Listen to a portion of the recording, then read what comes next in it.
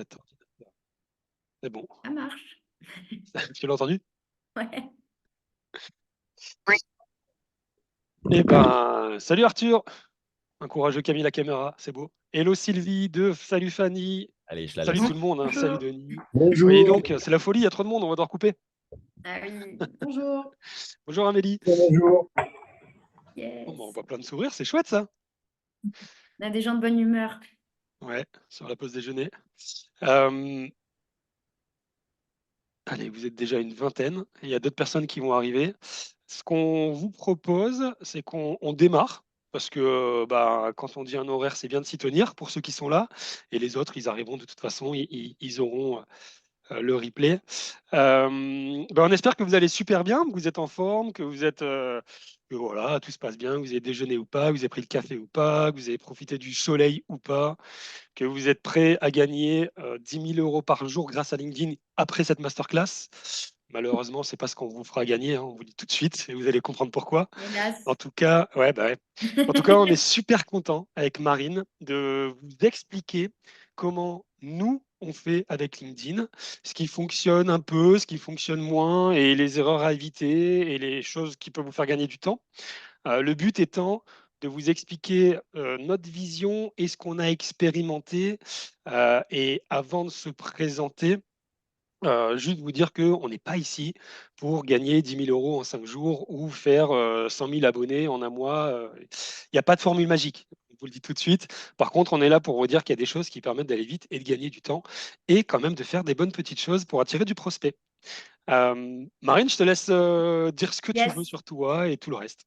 Yes, carrément. Donc moi, je suis Marine. J'accompagne les entrepreneurs, startups et petites entreprises justement à se structurer, à rayonner, du coup, à mettre en avant leur activité, leurs offres, leurs produits et aussi, du coup, à vendre sans faire vendeur de tapis. Et donc, du coup, c'est pour ça qu'on est hyper content de bosser ensemble aussi avec Cédric. C'est aussi de vous dire qu'aujourd'hui, nous, on n'est ni l'un ni l'autre des influenceurs LinkedIn. On n'a pas des centaines de commentaires sous nos posts et c'est pas pour autant qu'on ne vend pas. On a tous les deux fait de LinkedIn un canal d'acquisition, notre canal d'acquisition principal. Et du coup, c'est vraiment des choses simples et qui, avec de la méthode et de la discipline, bah, marchent sur la durée, quoi. Merci Marine. Et puis aussi, tu peux dire que tu es ultra pétillante, ultra enthousiaste et toujours avoir la solution lorsqu'il y a des problèmes. Je vous le dis parce que j'ai connu Marine à travers une marche narrative. Pour ceux qui me suivent, ça parlera, pour d'autres, pas du tout. Et ça me permet de faire une transition avec ma présentation rapide. Mais moi, je suis coach depuis 3 ans. J'aide les entrepreneurs et coachs à se lancer après des formations. Pourquoi je fais ça? Parce que j'ai moi-même formé pas mal de coachs pendant 2 ans dans une académie. Et à la fois, j'ai adoré faire ça. À la fois, j'ai eu beaucoup de peine à voir les coachs se lancer et ne pas y arriver, ou abandonner, ou s'essouffler, ou se démotiver, ou on peut utiliser tous les mots qui vont avec.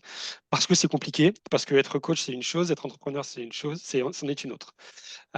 Et à côté de ça, j'ai une autre activité qui est les marches narratives avec un associé où on embarque des personnes et des entreprises en montagne, à travers des belles montagnes et pour trouver leur sommet. C'est là qu'on a notamment accompagné Marine.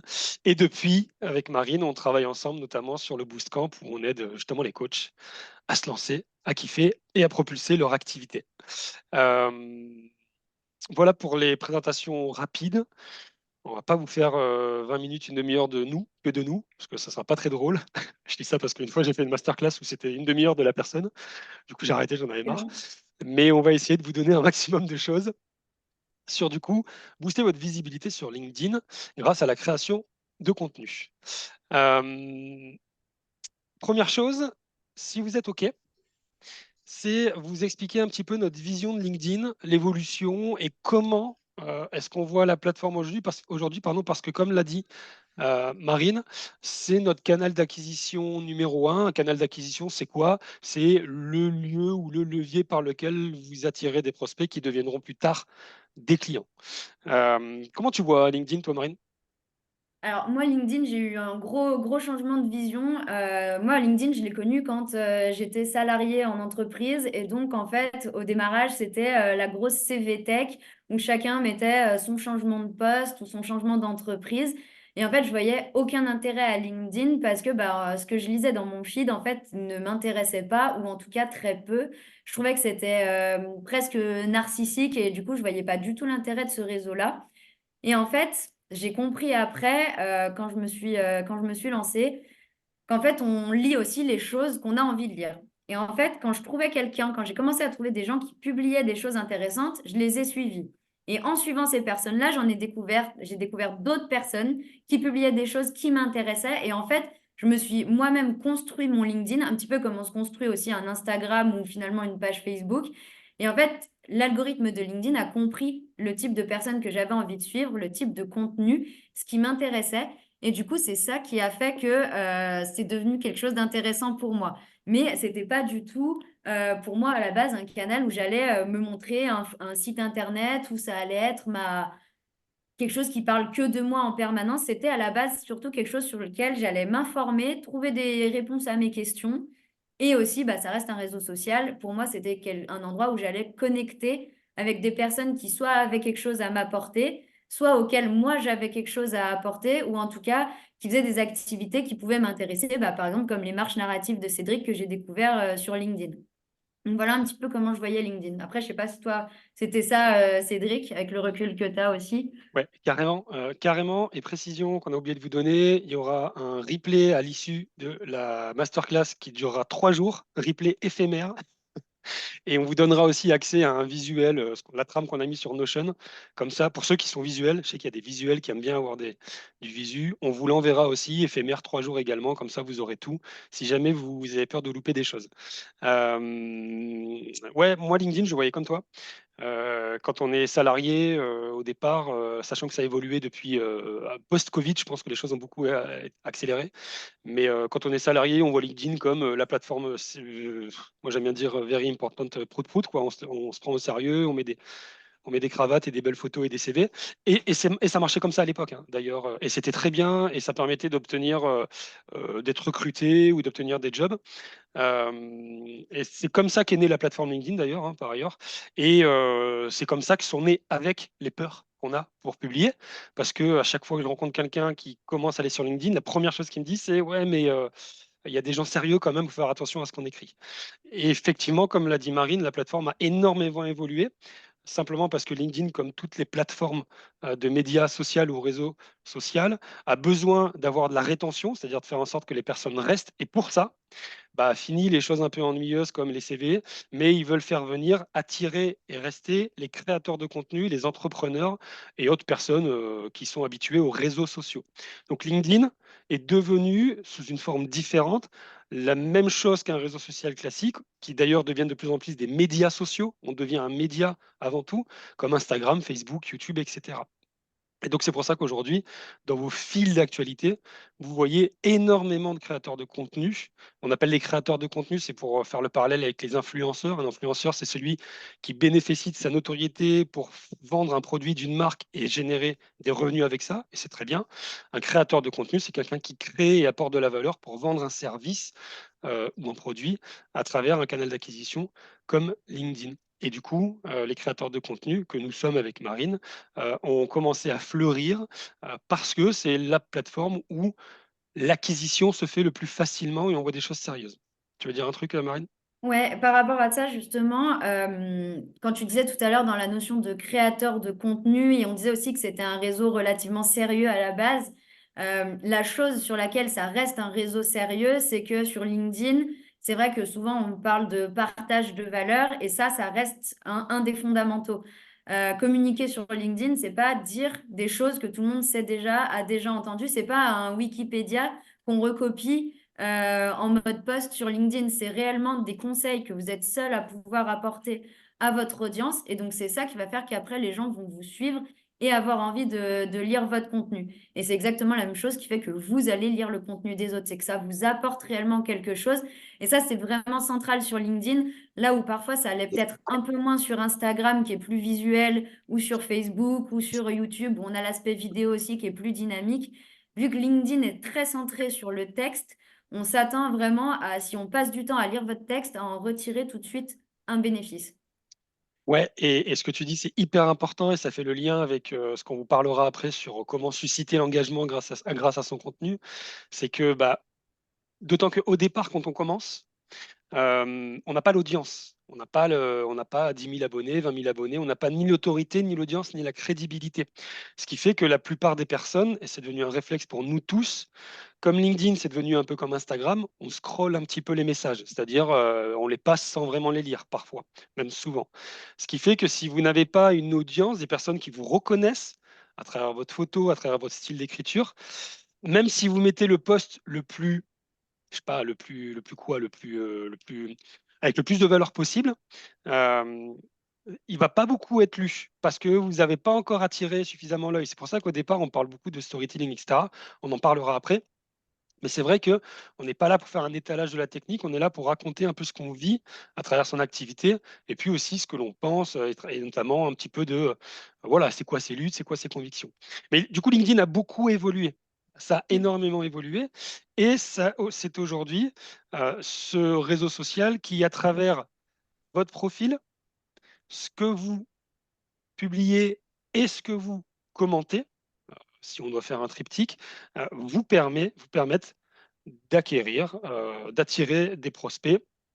Et après, il reste la phase de closing pour les transformer en clients. Le closing, c'est quoi? C'est bah, je vous appelle et puis je vous explique mes services et j'arrive à vous convaincre ou pas. Euh, voilà un peu notre vision de LinkedIn. Donc, un réseau social comme les autres qui évolue, dans lequel il faut être présent. Et moi, j'ai juste une question pour toi, Marine, parce que souvent, c'est des questions qu'on voit, qu'on entend, pardon. Euh, Comment tu as fait, toi, pour surmonter ton éventuelle peur que tu avais au début? Parce que en général, on a Mm. toujours une peur quand on démarre. Ouais, alors bah moi j'avais, enfin voilà, je venais d'une entreprise en plus très classique, très protocolaire, où tout ce qui était communication digitale, c'était pas du tout forcément quelque chose que je faisais avant. Donc déjà quelque chose de nouveau, et en plus de ça, j'avais totalement ce truc d'avoir peur un peu du regard, de ce qu'allaient penser mes anciens collègues, de ce que j'allais écrire, de ce qu'allaient penser, je sais pas, des gens avec qui j'avais fait mes études par exemple aussi. Et en fait, moi, j'ai un peu la stratégie du grand plongeon, du saut dans le grand bain. Et c'est un peu de me dire, bah, écoute, ton objectif, c'est de réussir à vendre en ligne. Tu préfères quoi entre aller taper des portes ou publier tous les jours sur LinkedIn? En fait, mon choix était très vite fait. Je savais que je voulais bah, trouver mes prospects en ligne. Et donc, je me suis dit, bah, en fait, t'as pas 36 solutions. C'est soit tu t'y mets et tu vas trouver des prospects et tu vas itérer et tu seras de plus en plus forte pour attirer ces prospects-là. Soit, bah, effectivement, tu stagnes, tu prospectes jamais. Alors, quand je dis prospecter, c'est au sens large parce que créer du contenu, ça fait partie de la prospection. Et c'est finalement bah, soit tu te lances maintenant et tu itères et tu t'amélioreras, soit tu le fais pas, mais à ce moment-là, ton business, il faut que tu le repenses. Et peut-être que si tu veux pas du tout prospecter, c'est que l'entrepreneuriat va être compliqué pour toi, quoi. En fait, j'étais un peu binaire, mais je pense que c'est une réalité aussi à laquelle il faut faire face. C'est que si on veut pas parler aux gens et qu'on veut pas poster et qu'on veut pas s'exposer, c'est difficile de vivre de son activité quand on est la seule personne à pouvoir la promouvoir, quoi. Ouais, j'aime bien. Donc, toi, la stratégie du grand saut ou grand bond, j'ai plus, plongeon, grand plongeon, Du je crois grand peut-être. plongeon. Du grand plongeon, ça marche bien. Ouais. Bon, allez, j'y vais, on verra bien ce qui se passe. Ouais, moi, j'aime bien. J'applique aussi ça en général parce que je suis assez insouciant, donc j'y vais, je vois ce qui se passe après. Autrement, ce que vous pouvez faire pour ceux qui vraiment démarrent, et je vous invite à faire ça pour n'importe quel outil digital, parce que LinkedIn, après tout, c'est un outil digital comme un autre, hein. Et que vous voyez la montagne en vous disant, vous ne savez pas par quoi vous commencez, vous avez le vertige ou vous avez peur, j'appelle ça la stratégie des 10 minutes. C'est-à-dire que tous les jours, pendant au moins une semaine, quel que soit l'outil, vous y allez pendant 10 minutes par jour. Juste le temps de laisser à votre cerveau la possibilité d'assimiler et d'engrammer ce qu'il voit. Et du coup, vous allez tout doucement commencer à prendre, justement, assimiler comment ça fonctionne. Moi, c'est ce que je fais à chaque fois. J'aime bien faire les choses seul.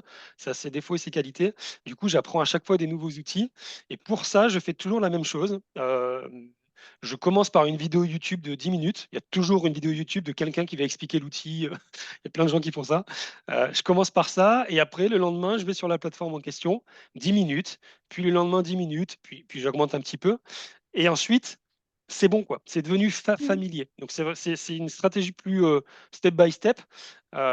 Et du coup, ça va vous permettre justement aussi de réduire la tension de l'inconnu ou l'incertitude et donc la peur qui va avec.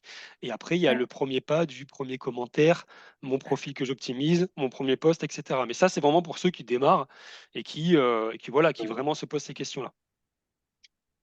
Ouais, je suis Euh, totalement d'accord avec toi dans tous les cas sur ce sujet-là. Et je pense aussi que faut pas avoir peur de s'inspirer sous réserve qu'on se dise oh là là, mais je vais copier telle ou telle personne. C'est pas du tout l'idée, mais c'est juste que quand vous lisez des posts d'autres créateurs de contenu qui vous intéressent, qui arrivent à captiver votre attention, en fait, rien ne vous empêche de prendre ce post et de le décortiquer un peu et d'essayer de regarder comment il est fait, qu'est-ce qui fait que vous avez eu envie de le lire. Qu'est-ce qui fait que ça vous a intéressé et que vous l'avez lu jusqu'à la fin et que potentiellement vous avez cliqué sur le lien en bas du post s'il y en avait un?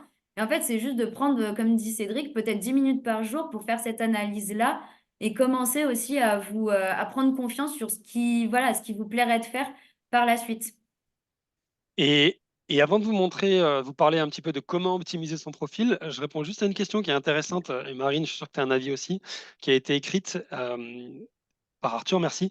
Les proches qui refusent de commenter et liker les posts par peur que leur réseau pro voit leurs commentaires, parce que vous savez, quand vous likez ou commentez quelque chose, c'est votre réseau à vous qui va voir ce que vous likez et vous avez commenté. Donc il y a un peu l'effet, oh là là, si je like, si quelqu'un a critiqué la politique et que je like, il va voir que je critique aussi la politique.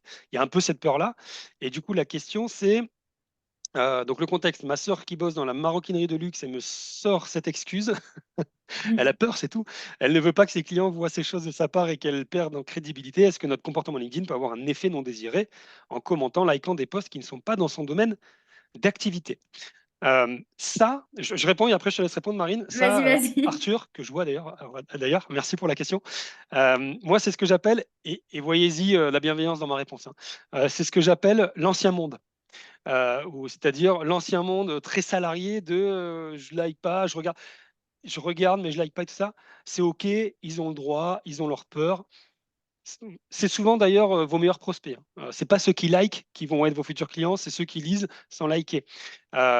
Donc, ne vous attardez pas sur vos amis ou vos proches qui likent pas. Au début, on a tous ça, hein. Moi, c'est pareil, hein. J'avais plein de potes qui likaient pas.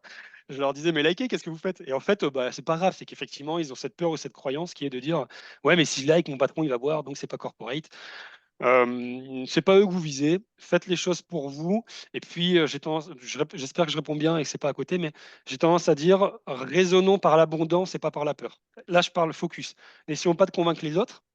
Nos sœurs, nos proches, ils veulent pas liker, c'est pas grave. De toute façon, c'est pas, vous allez viser d'autres personnes. Vous raisonnez par l'abondance et non par la crainte. C'est très important, ça, en mindset, entre guillemets, entrepreneurial, quoi. Abondance, abondance, abondance. Partagez, donnez, transmettez. Toujours pas de rétention. Ouais, Marine?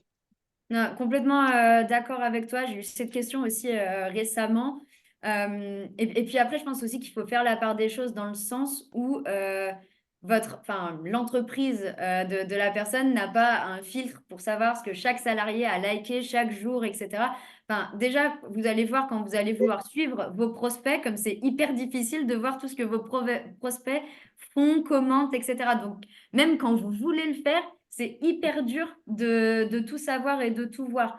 Donc, en fait, pour moi, c'est un peu une fausse excuse. Et par contre, là où je te rejoins, Cédric, totalement, c'est qu'au final, les meilleures cibles sont rarement celles qui commentent, qui likent. C'est souvent des gens qui arrivent et vous les avez pas forcément vus venir.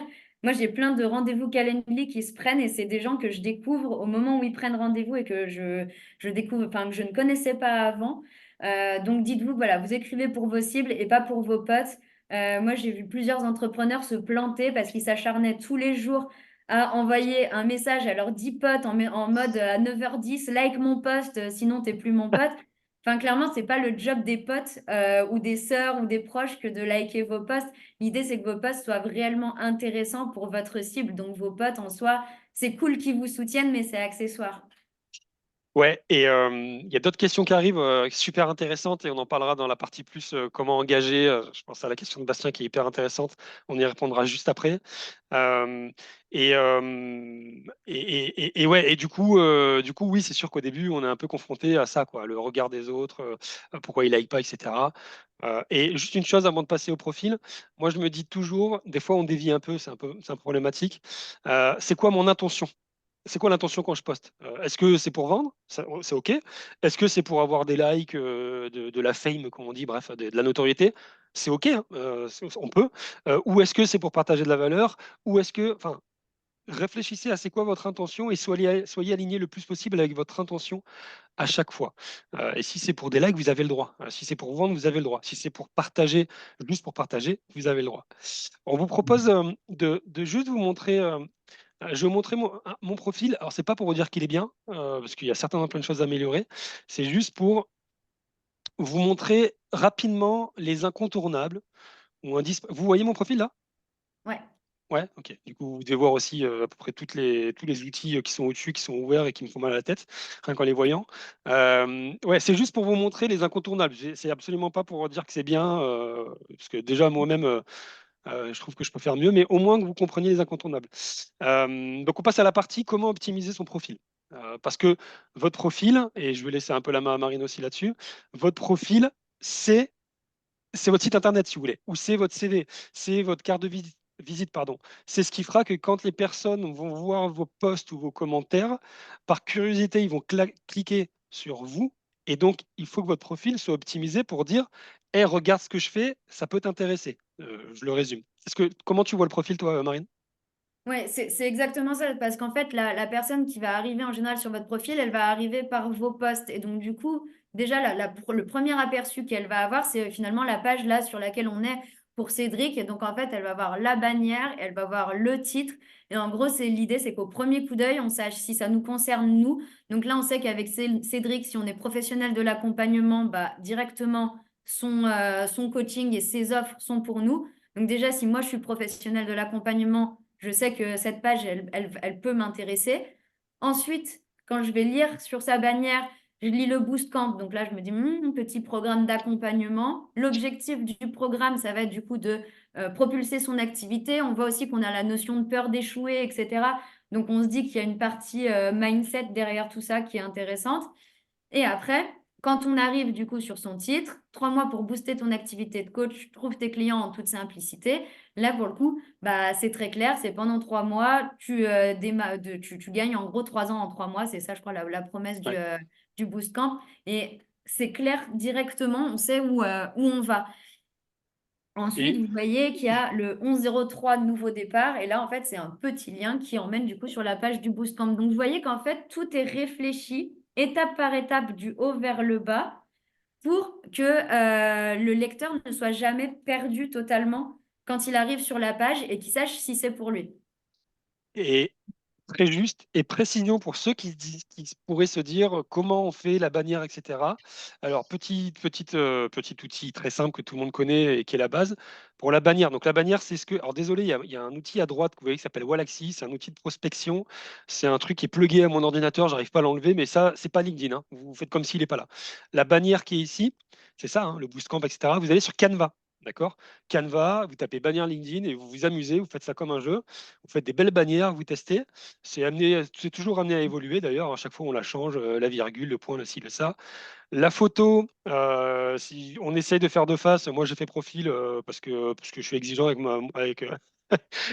ma face, on va dire. Donc profil, c'est mieux. Et si vous voulez mettre une couleur derrière, c'est pas obligé, mais c'est vrai que c'est un peu tendance. C'est pour ressortir le visage en tout cas, ou en tout cas qu'on vous remarque rapidement sur le fil de l'actualité. PFP Maker, PFP Maker, c'est Je celui le que moi note j'utilise. dans le chat. Ouais, PFP Maker, c'est très simple et comme ça vous faites une belle photo. Et après, pour modifier ce qu'a expliqué Marine, c'est le petit stylo là. Alors moi je fais tout sur le téléphone, smartphone, sur le PC, j'ai toujours du mal. Euh, Par habitude, je parle téléphone, du coup à chaque fois je galère sur le PC. Mais voilà, vous voyez qu'en cliquant sur le petit crayon là, on peut mettre ce qu'on veut, le titre qui est ici, le poste actuel.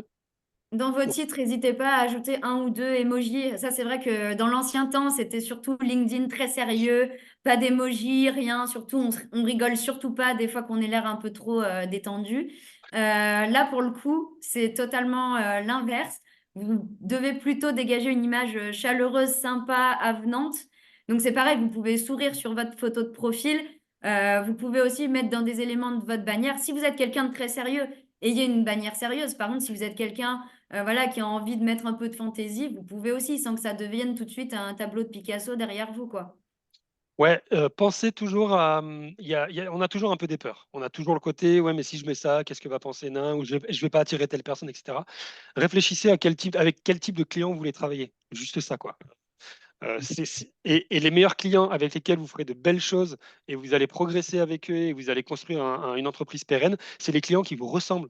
Et vous êtes la meilleure personne pour savoir qui vous êtes. Donc, soyez alignés, faites les choses en conscience, avec intention et qui vous drive et qui vous font plaisir. Ne cherchez pas à faire plaisir à un client potentiel que vous n'avez pas encore et qui va vous faire chier quand vous l'aurez parce que c'est pas du tout votre type. Enfin, vous m'avez compris. Précision juste pour où est-ce qu'on met le lien Internet, vous savez, le 11 mars, nouveau départ, c'est ici. Et du coup, en mettant en lien, je mets le texte, je personnalise le texte. Là, j'ai mis le 11 mars, nouveau départ, mais je pourrais mettre le Boost Camp, venez, c'est génial, je vous assure, s'il vous plaît, venez. Je plaisante. Ou alors le lien et au-dessus le lien. Et du coup, vous avez, ça donne, ouais, pardon, comment on fait là? Ici. Non, merci. Non, abandonné. Ça ne veut pas. Si, voilà. Et du coup, ça donne ceci, le fameux lien 11 mars, nouveau départ. Ensuite, ce qui va être intéressant, là c'est la base, hein, ce qu'on vous a montré c'est la base, c'est fondamental. Après, on va dire que c'est important. Si vous ne faites pas, c'est pas grave, mais c'est quand même bien. Mode créateur activé, évidemment. Vous allez dans ressources, vous activez le mode créateur, c'est pour toucher un maximum de monde. Voilà, vous ne réfléchissez pas, vous l'activez. Euh, et ma sélection. Marine, tu peux donner ton point de vue sur l'utilité de ma sélection? Sur de ta sélection, oui, tout à fait. Mais je peux le faire, hein. Non, non, mais en vrai, l'idée de la sélection, c'est aussi d'avoir un portfolio à disposition pour vos clients et surtout d'avoir des choses qui vont leur être utiles. Donc là, typiquement, bah, Cédric, il écrit une newsletter dans laquelle il donne des conseils chaque semaine. Donc si vous, demain, vous êtes un prospect de Cédric et que vous êtes intéressé par ces questions-là qui sont sur le mindset, sur les peurs, sur comment on développe un nouveau business, etc., bah, tout de suite, quand vous arrivez dans la sélection de Cédric, vous pouvez vous inscrire à cette newsletter. Donc, en gros, l'idée de la sélection, c'est de faciliter encore l'accès à vos meilleures ressources pour vos prospects. Donc, c'est ici que vous pouvez mettre l'accès à votre newsletter. Si vous avez un petit guide gratuit que vous donnez aussi à vos prospects, vous pouvez l'afficher ici. Donc là, par exemple, Cédric, il a le guide pour se lancer. Ensuite, vous pouvez, s'il y a un de vos posts qui a fait un peu le buzz, qui a intéressé beaucoup de monde, bah, vous pouvez vous dire que c'est quelque chose qui intéressera une nouvelle personne qui va tomber sur votre profil. Donc, vous pouvez l'ajouter aussi dans la sélection. Et enfin, bah, n'oubliez pas de mettre la page de vente de votre offre au cas où voilà, la personne, ça se trouve, ça fait 3 mois qu'elle vous suit. Elle a envie de retourner voir quel est votre programme, ce que vous proposez. Il faut qu'elle ait accès facilement à votre offre, vos prix, votre page de vente, le moyen pour prendre rendez-vous avec vous. Bref, l'idée, c'est de lui faciliter la vie en lui mettant directement les ressources à sa disposition. Ouais, voilà, j'ai rien à rajouter, tout est dit. Pour le faire, c'est ici le crayon, comme d'hab. Et de la même manière, vous pouvez mettre des liens URL qui renverraient euh, vers votre site internet, votre page de vente, votre newsletter, etc. N'ayez pas le vertige si vous vous dites, oh là là, j'ai pas de newsletter, oh là là, j'ai pas de guide, qu'est-ce que je mets? Faites comme l'a dit Marine, vous commencez par mettre un post qui a bien fonctionné et qui vous ressemble, celui que vous voulez qu'on voit en premier, en priorité, ça suffit. Et il y en a qui n'ont pas de sélection, c'est pas grave. C'est un complément pour vraiment. C'est une forme de tunnel. Vous voyez ça d'ailleurs, on vous l'a pas dit, mais vous voyez votre profil comme un tunnel de vente. On commence par le large et puis on avance vers la conversion, si vous voulez. Et si vous n'avez pas des produits pour convertir, ça, c'est ce qu'on appelle des aimants à prospects ou lead magnets, c'est-à-dire des produits gratuits contre lesquels vous capturez des adresses mail pour, quand je dis capturer, c'est le terme, mais ça veut dire je récupère des adresses mail pour ensuite envoyer du contenu à valeur ou faire de la promotion de produits à des personnes. Si vous n'avez pas ça, c'est pas grave. Pour le but du jeu, c'est déjà j'optimise mon profil simplement pour qu'on comprenne de manière claire qu'est-ce que je fais. Euh, Et dernière chose, allez, c'est pour pas trop s'apesantir sur le profil, ici vous avez les infos. C'est une forme de biographie, je sais pas comment tu vois ça, Marine, mais c'est le plus pour vraiment dire ce que vous faites et ce que vous proposez. Moi, souvent, ce que je dis, c'est que c'est l'endroit où vous pouvez détailler un peu vos offres. Euh, et je vous invite à le faire parce que, euh, en fait, en fonction des cibles, si vous visez des salariés, par exemple, et ben les salariés, eux, ils sont très friands de cette partie-là. Parce que je vous rappelle, Ancien Monde, ils sont encore un peu dans l'ancien LinkedIn. Et eux, ils vont aller voir direct l'infographie. Là où les entrepreneurs créateurs de contenu, c'est un truc qui les délaisse. Mais eux, ça peut les intéresser. Je sais pas comment tu vois ça, toi, Marine. Ouais, carrément. Alors pour les salariés, je suis complètement d'accord. Il y a cette partie-là, et il y a la partie d'en dessous aussi, expérience. Mettez pas juste manager chez Decathlon, vraiment enfin, détaillez, oui, au pif. Détaillez Au vraiment hasard. les missions que vous faisiez en tant que manager chez Decathlon et en quoi ça peut être corrélé avec votre activité aujourd'hui de, je sais pas, coach en management pour les grandes entreprises. Donc ça, c'est une partie qui est intéressante. Et par contre, si vous vous demandez quoi mettre et comment attirer l'attention dans la partie info résumé là, que tu as montré tout à l'heure, Cédric, Pardon. l'idée, c'est là-dedans quand même de parler à un moment et assez vite. Et là, toi, tu en parles assez vite de toute façon. Tu es coach professionnel de l'accompagnement. Et tout de suite après, tu parles du syndrome de l'imposteur, du vertige de ne pas savoir par où commencer. Donc, très rapidement, dans ce résumé, il va falloir que vous parliez du problème de votre cible. Parce que toujours pareil, bah, moi, j'ai lu votre bannière, j'ai lu votre titre. Jusque-là, je suis intéressée, ça me paraît OK. Mais il faut encore me rassurer sur le fait que ce que vous proposez, c'est fait pour moi. Faut que je me dise, ah oui, ah bah, Cédric, il me comprend, il sait ce que je ressens et donc c'est lui qui va pouvoir m'aider. Et en fait, ça, faut que vous en parliez assez rapidement dans votre profil et en particulier dans cette partie-là aussi. Yes, je rajouterai rien. Tu as tout dit ce qu'il fallait dire. Voilà. Et après, dernière chose, si vous le voulez, vous pouvez aller chercher des recommandations. Les recommandations, c'est vous envoyer à d'anciens collègues, anciens managers, anciens clients ou clients actuels, ce que vous voulez, un lien, en pareil, hein, c'est toujours facile, hein, vous cliquez sur le crayon, vous lui envoyez, vous lui faites une demande de recommandation. En général, ce qu'on fait, c'est qu'on demande à la personne avant, est-ce que tu es OK? Oui, merci, je te l'envoie.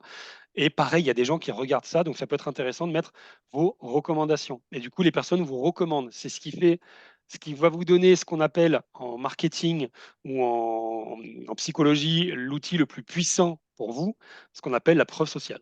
Il n'y a rien de mieux que la preuve sociale, c'est-à-dire bah, les témoignages, quoi, si vous voulez. Et ça, c'est l'utilité d'avoir des recommandations, si vous voulez. Mince, ça a bugué là. Tony Robbins m'a recommandé, je crois. Non, je plaisante. Je ne sais Ce pas ce qui s'est serait passé, ça a beau. bugué. Mais c'est pas grave, vous avez compris ce que je voulais dire. Bon, ça a Yes. bugué. OK pour le profil. Du coup, je vais changer, enfin arrêter le partage. Arrêter le partage. Et voilà, on vous revoit tous en même temps. Donc voilà, le profil, très important, vous voyez ça comme un tunnel dans lequel la personne qui va venir vous voir va être intéressée par qui vous êtes, ce que vous proposez, ce que vous faites, comment vous le faites. Et comme l'a dit Marine, pourquoi moi finalement? Eh ben, c'est là qu'on va parler du problème. On parle souvent de agiter la douleur. Comme ça, hein, c'est comme ça que comme ça que ça marche en marketing. C'est-à-dire, bah, en gros, il faut que la personne se reconnaisse dans la problématique que vous visez.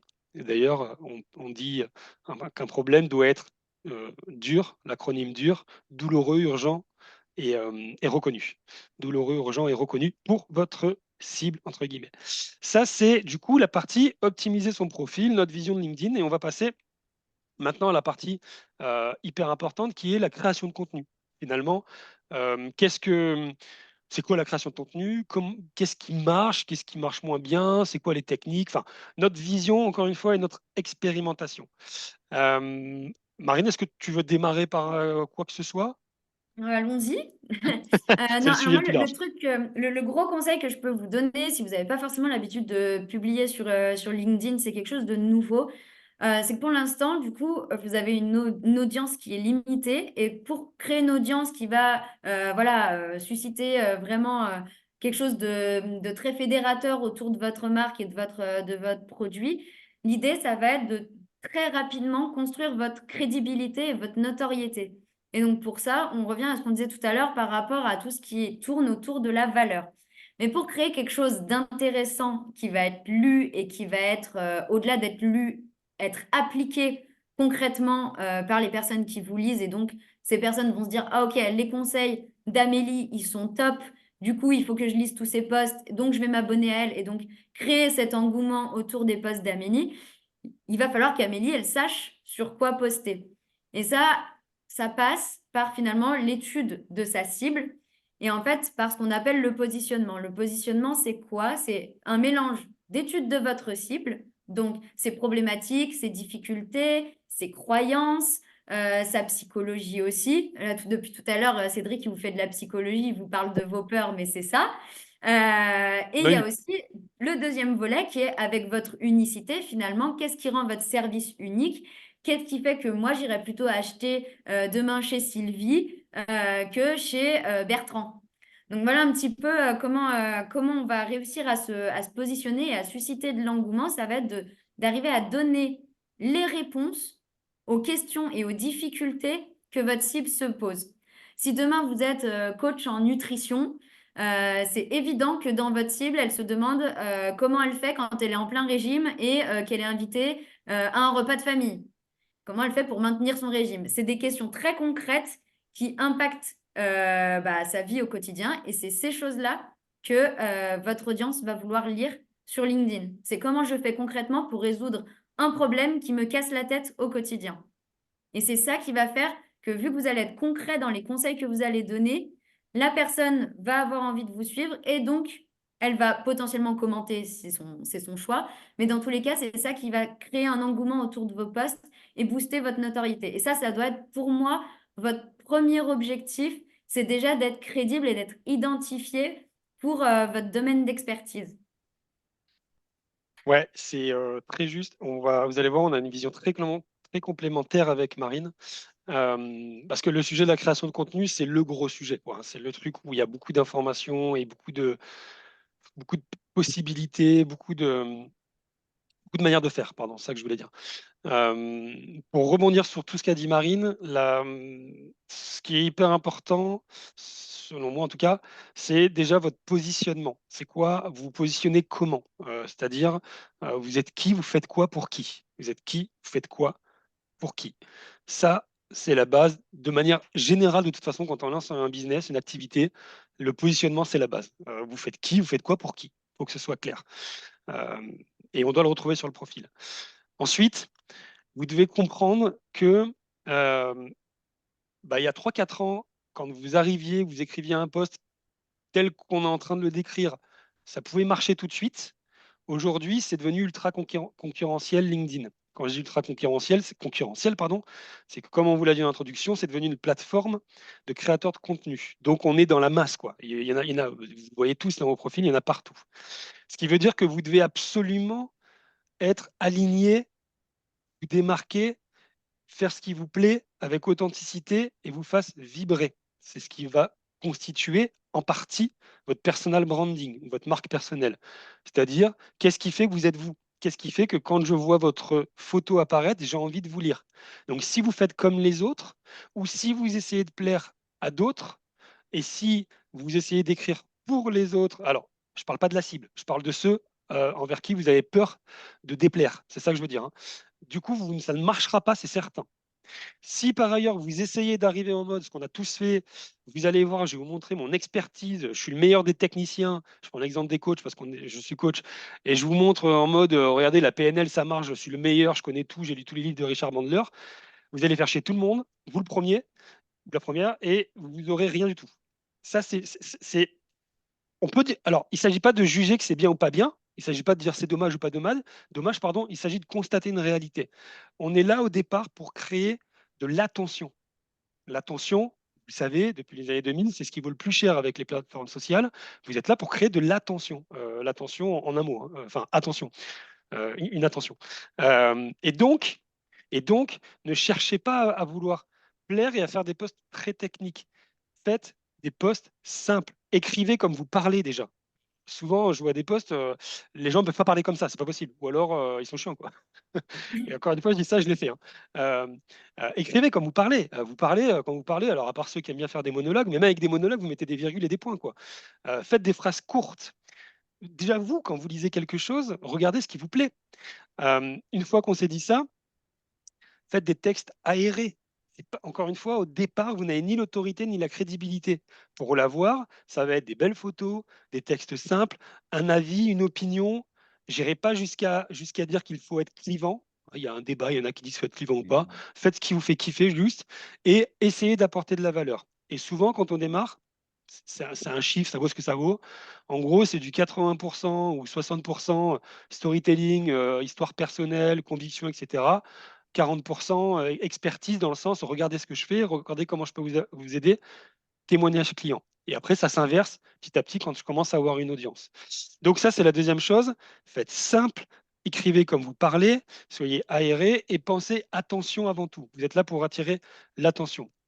Ensuite, euh, euh, il y a l'art du copywriting, ça s'apprend. Copywriting, pardon pour mon anglais, c'est savoir écrire des posts, savoir écrire tout simplement, savoir retenir l'attention. Vous prenez un livre, vous lisez le livre, vous allez avoir des techniques. Ce qui est important dans un post, c'est la phrase d'accroche. Vous le savez peut-être tous ou pas, votre phrase d'accroche, c'est ce qui va faire que les gens vont lire ou pas. Et l'algorithme, il marche comme ça. Si quelqu'un clique sur le plus et lit votre post, l'algorithme, il est content parce que vous le nourrissez. Ça veut dire, chouette, j'ai l'attention d'un acteur, donc j'ai propulsé ton post. Pour ça, il faut déjà faire une phrase d'accroche. Si vous êtes nul en phrase d'accroche, et c'est très compliqué, et moi même aujourd'hui je pense que je suis nul, il y a plusieurs façons. Vous lisez les autres, vous vous en inspirez, vous pouvez aller voir ceux que vous aimez dans les créateurs de contenu, vous prenez leurs 20 meilleurs posts et vous prenez leurs phrases d'accroche et vous les regardez et puis vous en imprégnez et vous les modifiez. C'est une idée, d'accord? Il y a plusieurs techniques, on n'aura certainement pas le temps de les déployer, mais voilà, phrase d'accroche, contenu aéré, conclusion avec un call to action, c'est-à-dire je suis Marine ou Cédric, je fais ça, contactez-moi. Plus vous le ferez, plus les personnes qui auront besoin de vous vont vous contacter. Je te redonne la parole, Marine, parce que je suis sûr que tu as plein de trucs à dire et éventuellement, je regarderai si j'ai pas autre chose à dire.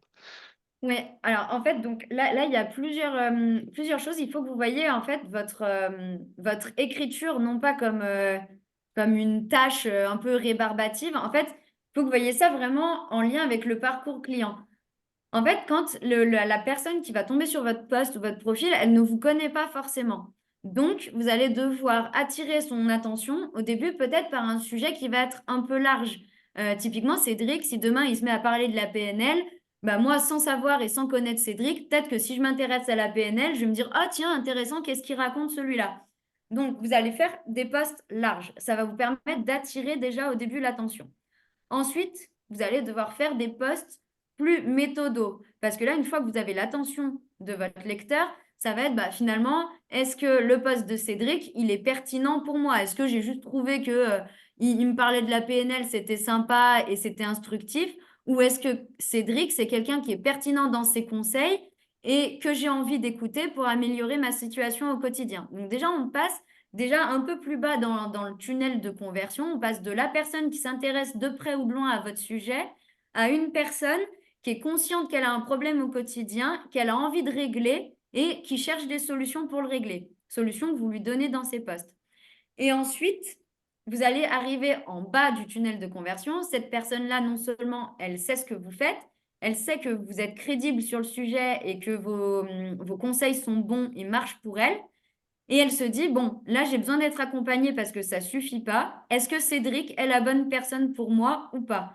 Et là, du coup, c'est le troisième type de poste que vous allez activer. Et ces postes-là, ils ont un but qui est clair, net et précis, c'est présenter votre offre, expliquer pourquoi c'est vous et pas un autre, générer des rendez-vous découvertes si vous faites des rendez-vous découvertes. En tout cas, générer des vrais rendez-vous de prospection. Comme le disait tout à l'heure Cédric, c'est des rendez-vous de closing pendant lesquels, certes, vous allez avoir un échange déjà plus privilégié que sur LinkedIn où finalement c'est vous versus toute votre audience. Là, on sera dans un rendez-vous en face à face où vous allez pouvoir aller plus précisément donner des conseils et des orientations à votre prospect. Donc voilà un petit peu ce qu'il faut que vous ayez en tête quand vous publiez. C'est pas juste je publie au feeling ce qui me vient par la tête et ce qui m'inspire tel jour.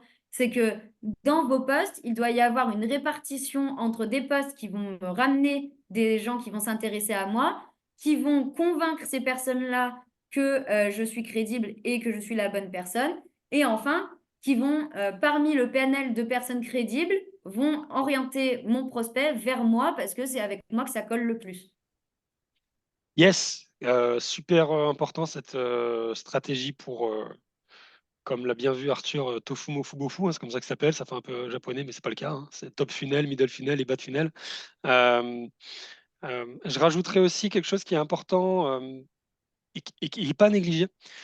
Euh, et oui, là, je crée de la tension. Vous avez envie de savoir ce que je vais dire. Bah, ça, par exemple, c'est comment créer la tension pour que la personne reste. Euh, La stratégie de contenu. Qu'est-ce que c'est la stratégie de contenu? Au-delà de la stratégie que vient d'expliquer Marine très justement, qui est d'attirer un max, puis middle funnel, puis bas funnel. Imaginons que vous vouliez soit pousser une offre. Quand je dis pousser une offre, c'est mettre en avant quelque chose que vous avez sorti. Par exemple, vous avez sorti, je sais pas, un programme de coaching à distance, collectif, et vous voulez que des personnes rentrent dans ce programme. Euh, ou que vous vendiez toujours la même chose toute l'année. D'accord? C'est deux choses différentes. Soit je pousse une offre, quelque chose que je viens de pousser, soit, bah, de toute façon, je vends toute l'année la même chose. Dans les deux cas, il faut que vous pensiez stratégie. Qu'est-ce que ça veut dire? Ça veut dire, euh, de temps en temps, vous allez faire des posts, voilà, haut de tunnel, comme on dit, comme l'a dit Marine, pour storytelling, avec des sujets larges, pour attirer, etc. Et puis, à des moments précis, ça peut prendre une semaine, 2 semaines, voire un mois, si vraiment on est acharné.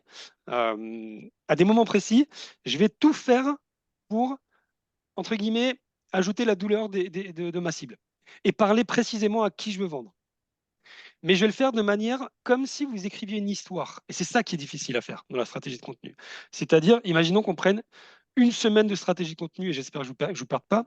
Imaginons que je veuille, moi, personnellement, vous vendre un accompagnement individuel pour vous libérer du regard des autres. Peu importe. C'est un accompagnement. Et je me dise, cette semaine, je vais faire du contenu spécifiquement pour faire monter la tension. Cette fois-ci, c'est en deux mots, la tension de ceux qui me lisent pour qu'à la fin, ils se sentent obligés pas de liker, mais au moins de me contacter. Je vais écrire des posts qui, petit à petit, vont être de plus en plus ciblés. Et quand vous faites ça, vous avez une stratégie de contenu qui fait en sorte que vous allez pousser votre offre de manière intelligente. Et vous allez enfin, intelligente, en tout cas de manière progressive. Et du coup, vous ne publiez pas n'importe comment. Et là, en ayant une stratégie comme ça, je ne dis pas que c'est facile, mais ça fonctionne.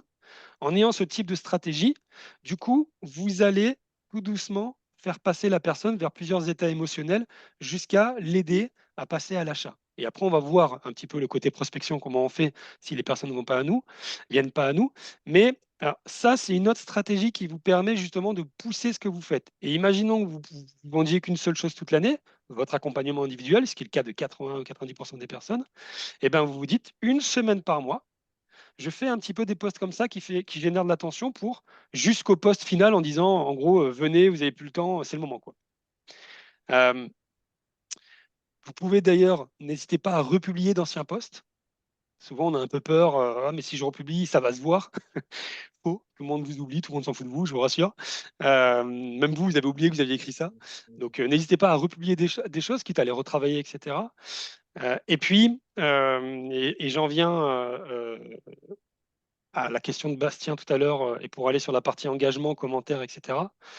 Euh, N'hésitez pas aussi à aller liker, commenter des personnes qui sont dans le même domaine d'expertise que vous, parce que du coup, ces prospects, ou en tout cas les personnes qui le regardent, vont vous voir. Et donc, ça peut devenir vos prospects. Il ne s'agit pas de piquer les prospects, c'est pas ça. LinkedIn, c'est ouvert à tous. Il s'agit juste d'être vu pardon, par des possibles potentiels. Et donc, juste une chose, et après je passe la main à Marine, et après on fera un petit récap, parce que ça c'est la partie la plus importante. Euh, Si vous démarrez et que vous dites j'arrive pas, il n'y a personne qui me like, enfin ça marche pas, etc. Faites plus simple, vous allez commenter 10 personnes par jour pendant un mois. Vous allez voir, un, vous allez grossir votre réseau. Deux, vous allez créer un billet d'engagement ou de réciprocité. Qu'est-ce que c'est? C'est que quelqu'un que vous allez commenter va se sentir, entre guillemets, pas obligé, mais aura l'envie d'aller vous commenter également. Et comme ça, vous allez créer de l'attraction et vous allez augmenter petit à petit vos vues. Marine, je te laisse la main. Ouais, clairement. Et je sais que moi, au début, pour rapidement augmenter et fidéliser mon audience et avoir aussi bah, des posts qui boostaient la visibilité pardon, et l'engagement sous mes posts, au début, je me suis mis une grosse discipline très... Enfin, c'était drastique. C'était je publiais à 9 heures. Donc, je savais que de 8h30 à 9h30, j'étais sur LinkedIn à commenter les posts des autres, à interagir avec les autres. Parce qu'en fait, si vous publiez et que vous partez juste après ou que vous programmez vos posts à 9 heures et qu'en fait, vous vous connectez sur LinkedIn à 20 heures, il y aura zéro interaction. Enfin, au pire, vous aurez 3-4 likes. Et 3-4 likes, c'est pas ça qui va vous faire décoller et qui va vous permettre d'avoir après des prospects qui vont venir en continu.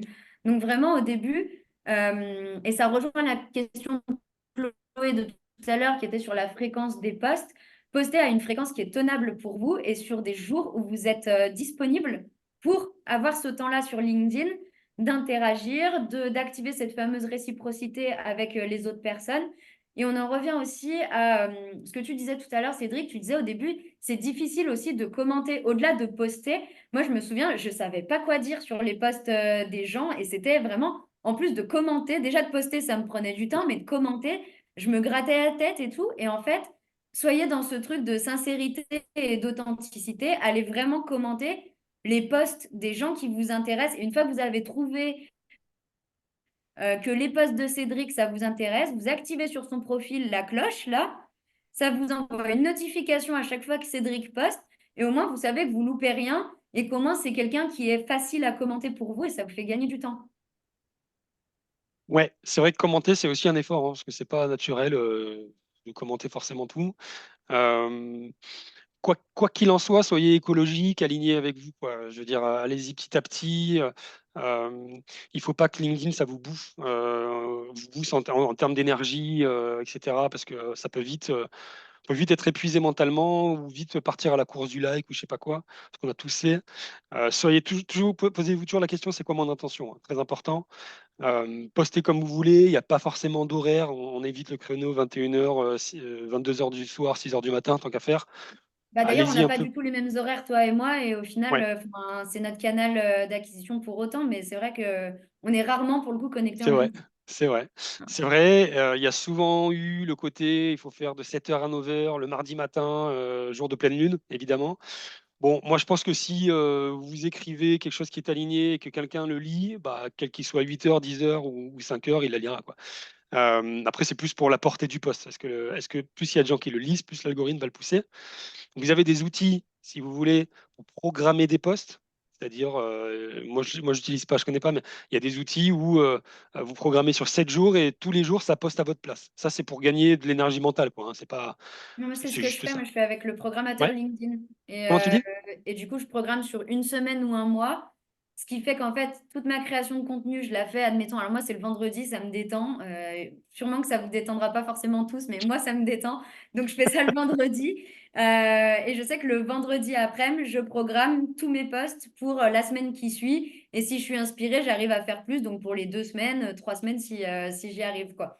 Et c'est ce qui fait qu'après, ça ne m'empêche pas d'être connecté à l'heure où mon post est posté, mais au moins toute cette logique de espacer, sauter les lignes, travailler les accroches, vérifier que j'ai écrit comme je parle, que c'est fluide et facile.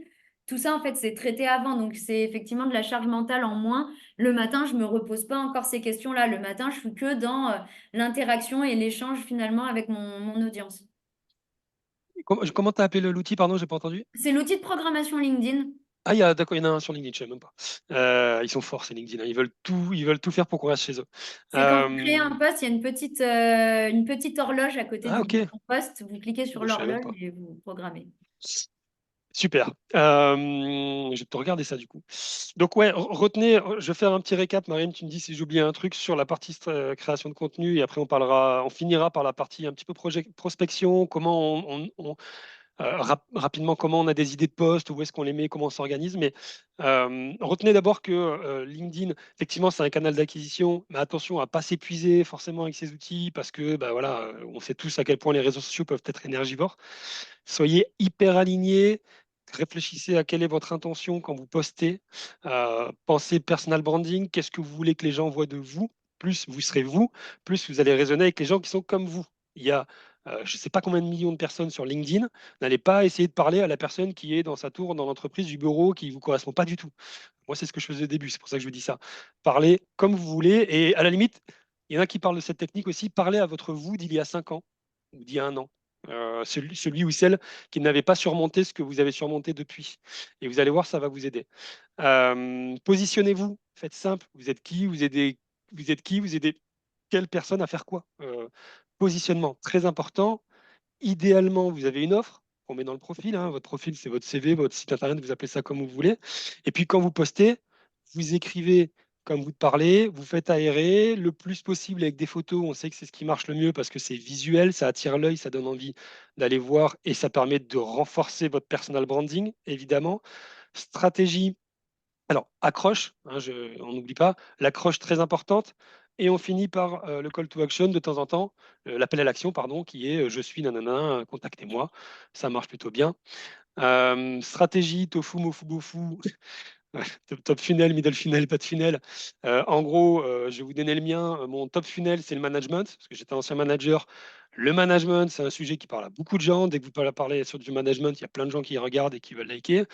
Donc là, je parle à un maximum de personnes pour attirer de l'audience, avoir des followers, entre guillemets, parce que plus vous avez des followers, plus vous avez de l'audience, plus vos posts auront de la portée.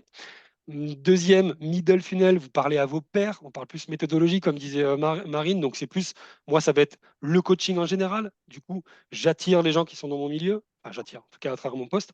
Et tout en bas, c'est quand vraiment je vends, où là, je vais cibler les personnes à qui je vends mes services, prestations, produits.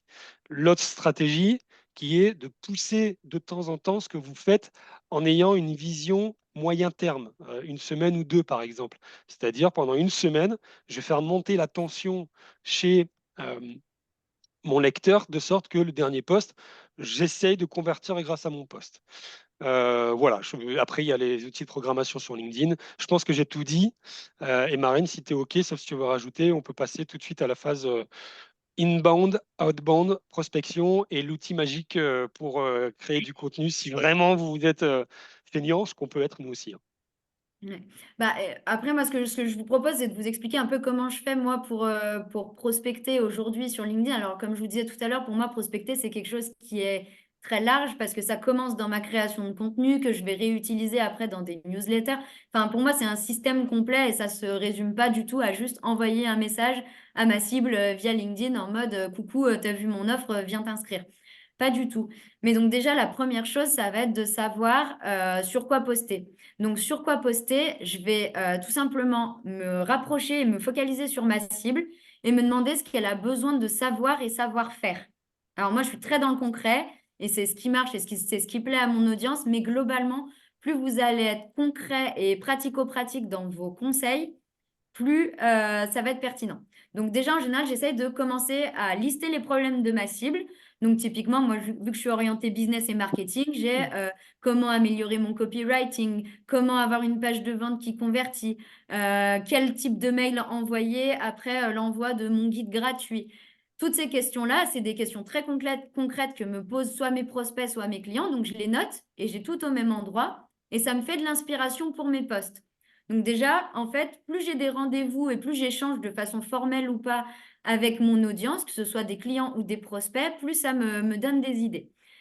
Après, j'écris sur ces sujets-là et à ce moment-là, bah, soit les prospects viennent à moi directement pour me poser une question dessus ou pour en savoir plus. Et là, bah, c'est tout bénef parce que mon effort, il est hyper limité. Soit je vais avoir des techniques un peu plus pas machiavélique, mais par exemple, je vais leur proposer un sondage en disant, pour toi, quand tu écris une page de vente, quelle est ta plus grande difficulté? Est-ce que c'est le copywriting? Est-ce que c'est l'ordre des paragraphes? Est-ce que c'est le design en lui-même? Et je vais dire, si tu réponds à mon sondage, je viens te donner un conseil. Et donc là, ça me permet d'avoir un prétexte pour rentrer en contact avec ma cible et lui commencer à lui donner deux, trois conseils. Et en général, il y a une cible sur deux qui va saisir la perche et dire, ah bah oui, ça m'aide trop parce que moi, mon problème, c'est, et là, la personne va vous livrer sa problématique sur un plateau. Et après, bah, vous n'avez plus qu'à lui proposer un rendez-vous. Et là, encore pareil, il y a de fortes chances que, vu que vous êtes arrivé par un contenu qui est pertinent pour elle, que vous avez déjà donné un conseil gratuitement, bah, cette personne-là, elle soit OK pour prendre un rendez-vous avec vous. Donc, en fait, on part toujours de ce que disait Cédric tout à l'heure, on part de l'abondance, de la générosité, de transmettre sans compter. On donne nos conseils sur des thématiques précises. Quand on nous demande des conseils un petit peu plus poussés en messagerie, on en donne. Alors évidemment, vous ne faites pas une prestation gratuite via la messagerie de LinkedIn. Mais l'idée, c'est que plus vous allez être spontané et plus vous allez être gentil et bienveillant, plus les personnes vont pas avoir l'impression que vous prospectez. Et pourtant, on est bien d'accord, votre présence sur LinkedIn, elle doit être rentabilisée. Donc derrière, il y a forcément un objectif business. Vous n'êtes pas en train d'écrire potentiellement un livre ou votre biographie. Vous êtes là vraiment pour attirer des clients. Donc ça, il faut que vous l'ayez en tête aussi dans votre stratégie quand vous écrivez et quand vous allez interagir.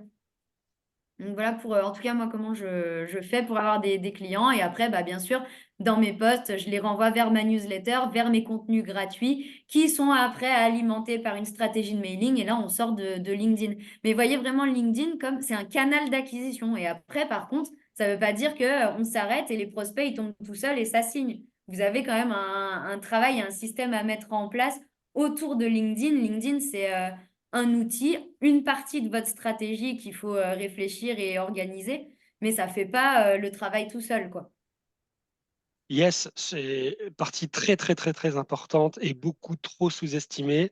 Bon, si vous avez le vertige, n'ayez pas peur, vous pouvez rejoindre le Bootcamp, hein.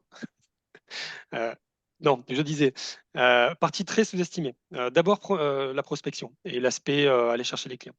D'abord, une chose, juste la prise de notes ou comment j'ai les idées pour écrire des posts ou ce genre de choses. Euh, Moi, je fais simple, j'ai mon téléphone, j'ai un système de notes. Vous prenez celui de votre téléphone ou vous téléchargez Notion, qui est un super outil, ou Evernote, je crois, peu importe. Dès que vous avez une idée, quelle qu'elle soit, quand vous interagissez avec quelqu'un, ou quand vous discutez avec quelqu'un, quand vous parlez d'un sujet avec quelqu'un et que vous voyez soit qu'il y a une association d'idées qui se fait toute seule dans votre cerveau, soit que l'autre personne réagit, que vous vous dites, tiens, ça peut être une idée de poste, prenez le réflexe, vous notez au moins soit l'idée, soit la phrase d'accroche dans votre système de notes. Le but, c'est d'avoir un espèce de journal de bord que vous alimentez tous les jours à travers vos idées. C'est la meilleure façon pour avoir des idées. Et après, vous vous reposez dessus sur ce que vous avez écrit, l'idée, la phrase d'accroche, et vous la déployez assez naturellement. Un conseil si vous passez plus de, sauf si il y a un carrousel, c'est technique, etc., mais si vous passez plus de, je sais pas, 25 minutes à écrire un post, c'est qu'il y a un souci, quoi. Laissez tomber, ne l'écrivez pas. C'est spontané, naturel, et limite, vous devez avoir peur, quoi, quand vous le posez. C'est justement ceux-là qui vont marcher. Ça, c'est plus pour le côté avoir les idées, où est-ce que je les centralise. Et sinon, vous allez marcher dans la rue, vous allez voir, vous aurez bien plus d'idées que si vous scrollez sur LinkedIn. Prospection, inbound, outbound, sans parler de mots un peu compliqués de marketing. Vous attirez des clients à travers vos posts, c'est ce qu'on a dit, hein, stratégie de contenu, les posts. Dans le meilleur des cas, je dis bien dans le meilleur des cas, celui qu'on rêve tous, c'est les personnes qui nous contactent dans la messagerie, qui nous disent Hey, salut, j'aime bien ce que tu fais, je suis intéressé par tes services, est-ce qu'on peut se voir? Enfin, est-ce qu'on peut se parler? Ça, c'est le meilleur des cas. Ça D'accord? arrive vite, totalement Mais il ne faut d'accord. pas compter que sur ça. Parce que ça, à moins Ouais. que vous ayez une audience à 100 000 personnes et que vous êtes très très fort, ça ne sera pas suffisant. Mais ça peut marcher. Deuxième des cas, vous avez ce qu'a commencé à évoquer Marine, mais là c'est un peu plus compliqué, ça, on va un peu plus loin. Vous avez un système qui travaille pour vous. Un système, c'est-à-dire des tunnels de vente, de l'automatisation, où effectivement je commence à alimenter les personnes grâce à ma newsletter ou un aimant à prospect, lead magnet, hein, c'est ce qu'on disait, l'outil gratuit qui fait je capture des mails et après ce système va les alimenter en mail régulièrement à travers des campagnes de mailing. Et puis voilà, les choses se font assez naturellement, mais vous n'avez pas besoin de ça quand on démarre. Vous n'avez pas besoin de ça quand on démarre, vraiment. Ça, c'est plus tard, comme un site internet d'ailleurs. Vous n'avez surtout pas besoin d'un site internet, ne vous perdez ni votre temps, ni votre énergie, ni votre argent à faire votre site internet. Pardon si vous l'avez déjà fait. Mais ça, c'est plus tard. Troisième cas, largement sous-estimé et aussi important, c'est la prospection qu'on appelle outbound, c'est-à-dire vous allez aussi de temps en temps parler à des personnes qui sont dans votre cible ou qui pourraient être intéressées par ce que vous faites. C'est ce qu'a dit Marine, pardon. C'est de la prospection un peu plus à froid. On dit à froid parce que la personne à chaud, c'est que la personne elle vous a elle vous a commenté, elle vous a liké, elle vous connaît, ça fait un moment qu'elle vous suit, bah, vous allez lui parler pour lui dire merci de me suivre, est-ce que je peux t'aider? À froid, c'est que la personne ne vous connaît pas, bah, vous pouvez essayer de lui parler. Il ne s'agit pas de faire des choses de manière bourrin ou de faire des choses en s'épuisant, mais si vous en faites 5 à 10 par jour, pas énorme, hein, 5 à 10 par jour, hein, 5 à 10 par jour, bah, vous multipliez par le nombre de jours. Si il y a une personne qui vous répond toutes les semaines, mais vous avez 4 clients potentiels par mois. Faites quelque chose qui est aligné. Il y a plusieurs techniques. Il y a soit le mode j'y vais direct parce que j'ai pas envie de me prendre la tête en mode salut, je fais ça, j'ai vu que tu faisais ça. Si je peux t'aider, c'est avec plaisir. Est-ce qu'on peut se parler? Par exemple, il y a une phrase qui marche bien en psychologie. Vous mettez seriez-vous opposé à faire une visio et la personne aura du mal à dire non. Vous verrez, tester, ça marche. Ou seriez-vous opposé à ce qu'on se contacte? C'est psychologique. Euh, donc, soit vous faites ça et vous allez droit au but, vous en faites 10 par jour. C'est un peu compliqué, mais pourquoi pas? Pourquoi pas? Mais c'est compliqué. Soit simplement, vous dites qui vous êtes, ce que vous faites et vous posez une question. Est-ce que ça peut vous intéresser? Est-ce que c'est un sujet sur lequel vous êtes à l'aise ou pas? Si vous n'êtes pas à l'aise, est-ce que vous souhaitez qu'on en parle ensemble? Je peux au moins vous aider, enfin au pire vous aider, au mieux, ben, je vous accompagne. Et si vous voulez pas, c'est pas grave.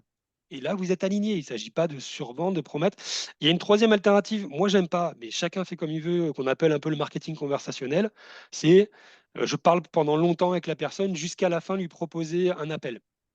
C'est possible. Chacun fait comme il veut. Moi, j'aime pas. Je préfère être tout de suite aligné avec mon intention. Mon intention, c'est de l'aider et aussi de l'accompagner et de lui vendre quelque chose. Donc, autant qu'elle le sache rapidement. Et si je peux l'aider, tant mieux. Rappelez-vous, vous vendez de la valeur, hein. Vous ne vendez pas un produit comme ça qui ne servira pas. Vous vendez de la valeur qui va apporter quelque chose dans la vie de l'autre.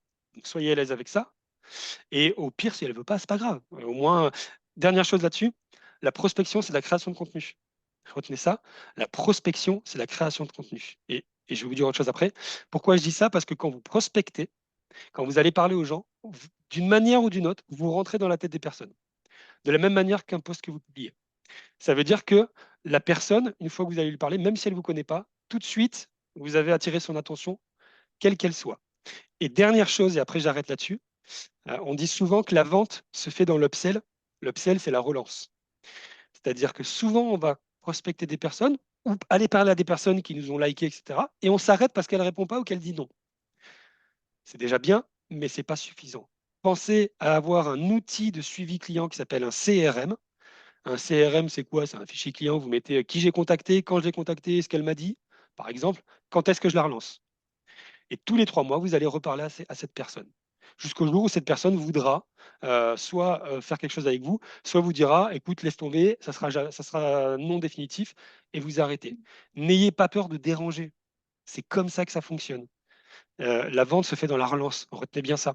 Je vois beaucoup trop de coachs qui essayent déjà de prospecter, ce qui est déjà pas mal, hein, ce qui est déjà pas mal, et qui s'arrêtent au premier non ou à la non-réponse. Venez, et puis vous revenez avec pourquoi pas un podcast dans lequel vous êtes passé, pourquoi pas un produit que vous avez à proposer. Au pire, vous aidez la personne. C'est génial.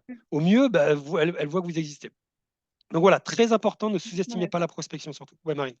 Complètement d'accord avec toi. En fait, la relance, pour moi, c'est amener un petit truc en plus. Et ça peut être aussi, vu que vous êtes sur, enfin là, aujourd'hui, on parle de LinkedIn, mais ça peut être juste taguer votre prospect que vous avez eu il y a 2 semaines au téléphone. Quand vous lisez un truc sur LinkedIn qui vous fait penser à lui, qui fait écho à ce qu'il fait, c'est ah bah tiens, Jacqueline, j'ai pensé à toi en lisant ça, je pense que ça peut t'intéresser. Et en fait, c'est juste pour que Jacqueline, ça lui fasse un petit pop dans sa tête en se disant, ah ouais, j'ai oublié de répondre à Cédric, il faut que je le fasse. Et en fait, des fois, c'est ça. Et le deuxième point aussi que je voulais dire par rapport à la relance, là, récemment, j'ai lu une étude comme quoi on augmentait de 80% notre taux de rendez-vous au bout de la quatrième ou cinquième relance. Donc, c'est même pas une ou deux relances, c'est que des fois, ça va vraiment loin et ça peut aller jusqu'à 4-5 relances parce que bah, je pense que tous autant qu'on est, on est pris dans notre quotidien et des fois, moi, réellement, j'avais très envie de répondre à quelqu'un, mais j'ai été happée par autre chose et je ne l'ai pas fait. Donc, en fait, faut pas se dire si je le relance, je suis lourd forcément. Oui, pour certains, vous allez être lourd, pour d'autres, pas du tout, quoi. Et voilà, tu as dit exactement ce qu'il fallait dire. La relance, on est happé tous par le quotidien, on est bombardé d'informations, donc des fois on voit un message et on oublie, quoi. Donc c'est pour ça aussi que la relance est intéressante. Euh, pour conclure, parce qu'il est 13h39 et qu'on a dépassé. Pour conclure, et je donnerai le mot de la fin naturellement à Marine. Plus facile. Première chose, positionnez-vous, ayez un profil optimisé, soyez aligné. Okay, positionnez-vous, ayez un profil optimisé, soyez aligné. Deuxième chose, faites simple. Alors ça, c'est ma valeur numéro 1, donc pour moi, c'est facile de dire ça, mais faites simple. Restez jusqu'à la fin, il y a une petite surprise. D'ailleurs, on n'a pas parlé de l'outil que tu utilises. Faites très simple. Troisième chose, ayez des stratégies de temps en temps et allez parler aux personnes qui réagissent à vos posts. Et allez parler aussi à votre cible. Quatrième chose, persévérez. L'entrepreneuriat, c'est long, c'est pas rapide, c'est très long, c'est des entreprises d'une vie. Et je dis pas il faut attendre 50 ans pour avoir un client, c'est pas ça, mais c'est long. D'accord? Il faut persévérer. Quatrième ou cinquième chose, prenez du plaisir avant tout, très important. Et dernière chose, vous êtes une entreprise. En tant que, enfin, si vous êtes là, si vous êtes entrepreneur, je présume, vous allez l'être, vous êtes une entreprise. Une entreprise, c'est quelque chose qui est vivant. Vivant, ça veut dire en mouvement. Soyez en mouvement. Faites des choses nouvelles, testez des choses nouvelles. Ne faites pas toujours les mêmes choses. Sinon, vous n'êtes pas dans le mouvement de la vie, entre guillemets. Soyez dans le mouvement. Euh, Dernière chose, et après, je laisse vraiment Marine finir pour tout le reste. Euh, oui, juste parce que ouais, je reboucle. Vous aurez tout ça en replay et avec le Notion, comme je l'ai dit, pendant 3 jours, on vous enverra un mail pour tout ça. Et si vous avez des questions, vous venez nous écrire sur LinkedIn. On est disponible pour vous, chacun sur nos comptes, naturellement. Et j'espère que vous avez pris autant de plaisir que moi. Merci beaucoup, Marine. Je te laisse conclure pour le mot de la fin. Yes, bah merci beaucoup Cédric. Donc oui, on vous envoie tout ça, on est dispo. Et moi, je voulais vous partager un outil que je teste depuis peu et que je trouve pas mal. Et là, juste avant la vidéo, j'ai programmé 1 mois de contenu en 1 heure et quart, sachant que je poste 5 fois par semaine. Cet outil-là, c'est un outil qui est basé sur l'intelligence artificielle, mais qui est totalement différent de ChatGPT. Là où on a vu des posts ChatGPT qui sont pourris, qui clairement ne suscitent aucun engagement, etc. Là, Magic Post, c'est beaucoup mieux fait. C'est fait par des experts LinkedIn à la base. Donc déjà, on sent le travail qu'il y a derrière. Mais je vous incite en tout cas à l'essayer. Je vais vous envoyer un lien. Avec mon lien, vous avez 20 posts gratuits en plus. Vous testez. Moi, ce que je fais avec cet outil-là, je lui demande une trame de poste. Vous allez voir, vous allez pouvoir dire si vous voulez un poste promotionnel, inspirationnel, qui, à l'inverse, explique, est-ce que c'est un conseil percutant, est-ce que c'est une liste d'astuces. Vous allez pouvoir moduler tout ça quand vous allez paramétrer l'outil. C'est très rapide, c'est hyper ludique et très simple d'utilisation. Ce que je vous conseille juste, c'est peut-être parfois de retravailler l'accroche si elle ne vous plaît pas. Moi, il y en a une sur deux qui me va et que je laisse intacte, et une sur deux que je trouve pas mon style ou qui me parle moins. Et du coup, je la retravaille à ma sauce.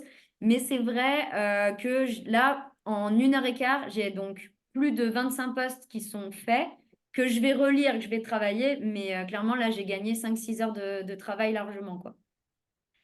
Donc voilà, je vous passe le lien, faites, testez, mais vous allez voir, c'est assez impressionnant quand même. Eh ben, merci beaucoup, Marine. Il n'y a plus qu'à pour vous tous, il n'y a plus qu'à prendre du plaisir, il n'y a plus qu'à tester, expérimenter, itérer, comme l'a dit Marine, hein. C'est simplement la confrontation à la réalité et on ajuste ce qui marche pas. Et puis ben, si vous avez des questions, vous savez où nous trouver et on vous envoie tout ce qu'on vous a dit par mail dans les heures qui suivent. Merci beaucoup. Merci à tous. Au revoir tout le monde. Bonne Merci, bonne après-midi. journée à tous.